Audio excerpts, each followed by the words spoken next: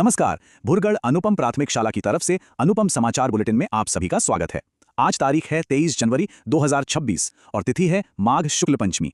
और हाँ, आज का दिन तो बहुत ही खास है क्योंकि आज वसंत पंचमी भी है और साथ ही हम नेताजी सुभाष चंद्र बोस जी की जयंती भी मना रहे हैं।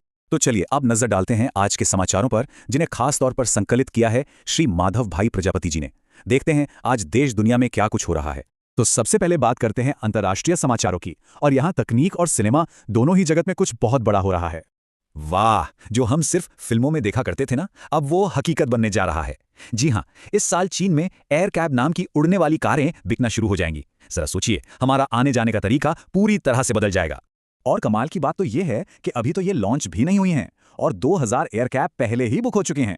इससे आप अंदाजा लगा सकते हैं कि लोग इस नई टेक्नोलॉजी के लिए कितने ज्यादा उत्साहित हैं।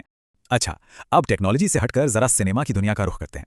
यहाँ ऑस्कर 2026 से एक ऐसी खबर आ रही है जो भारतीय सिने प्रेमियों के लिए थोड़ी निराशाजनक हो सकती है। तो हुआ यह है कि भारत की जो उम्मीद थी फिल्म होम बाउंड, वो ऑस्कर की दौड़ से बाहर हो गई है। लेकिन दूसरी तरफ सिंसियरिटी नाम की एक फिल्म ने तो कमाल ही कर दिया, पूरे 16 नॉमिनेशन के साथ इतिहास रच दिया है। चलिए अब आते हैं अपने देश की खबरों पर, देखते हैं यहाँ क्या कुछ खास है। तैयार हो जाइए क्योंकि इस साल गणतंत्र दिवस परेड में सबकी नजरें आसमान पर टिकी रहने वाली हैं। हमारी वायुसेना एक खास सिंधु फॉर्मेशन बनाने जा रही है। ये मई 2025 के हमारे वीर ऑपरेशन सिंधु को एक सलामी होगी। और जानते हैं इस फॉर्मेशन में कौन कौन होगा? 2 रफेल, 2 सुखोई 30, 2 मिग-29 और 1 जगुआर फाइटर जेट। सच में ये आसमान में भारत की ताकत का एक जबरदस्त प्रदर्शन होने वाला है। जैसा कि हमने शुरू में बताया, आज नेताजी सुभाष चंद्र बोस की जयंती भी है और उनके सम्मान में हमारा संस्कृति मंत्रालय पराक्रम दिवस 2026 का आयोजन कर रहा है। ये उनकी वीरता और पराक्रम को सलाम करने का एक तरीका है।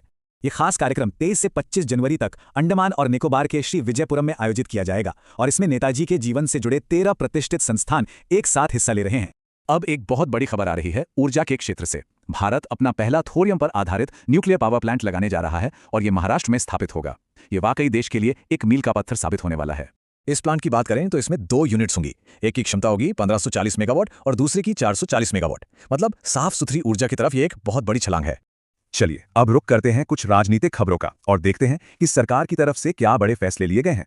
तो एक अच्छी खबर है, केंद्रीय मंत्रिमंडल ने अटल पेंशन योजना को जारी रखने को हरी झंडी दे दी है। यकीनन ये लाखों लोगों के लिए एक बड़ी राहत की बात है। जी हाँ, इस योजना को अब वित्तीय वर्ष 2030-31 तक के लिए बढ़ा दिया गया है ताकि और भी ज्यादा लोग इसका लाभ ले सकें। और अब एक और महत्वपूर्ण घोषणा, जनगणना 2027 के पहले चरण की अधिसूचना जारी कर दी गई है। इसका मतलब है कि देश की सबसे बड़ी गिनती की प्रक्रिया अब शुरू होने जा रही है। तो इसका जो पहला चरण है वो 1 अप्रैल 2026 से शुरू होकर 30 सितंबर 2026 तक चलेगा। और इस बार जो सबसे खास बात है वो ये कि पहली बार डेटा कलेक्शन के लिए इलेक्ट्रॉनिक तरीकों का इस्तेमाल किया जाएगा। हाँ, और घरेलू सर्वेक्षण में कुल 33 सवाल शामिल होंगे। चलिए अब चलते हैं खेल के मैदान में, और यहाँ क्रिकेट की दुनिया से एक बड़ी, कह सकते हैं चौंकाने वाली खबर आ रही है। तो T20 वर्ल्ड कप में एक बड़ा उलटफेर हो गया है। बांग्लादेश ने भारत में मैच खेलने से इनकार कर दिया है, जिसके बाद अब वो T20 वर्ल्ड कप से ही बाहर हो गया है। और इसका सीधा मतलब यह है कि अब किसी नई टीम को वर्ल्ड कप में खेलने का मौका मिलेगा। देखते हैं कौन वो लकी टीम होती है। और अब आखिर में बात करते हैं कुछ शैक्षिक और सांस्कृतिक समाचारों की जो हमारे दिलों को छूते हैं।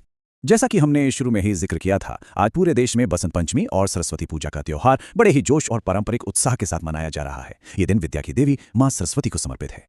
तो बस इसी खबर के साथ आज का ये समाचार बुलेटिन यहीं समाप्त होता है। हम विद्या की देवी मां सरस्वती से प्रार्थना करते हैं कि आज का हमारा दिन मंगलमय हो, आनंददायी हो। जय हिंद।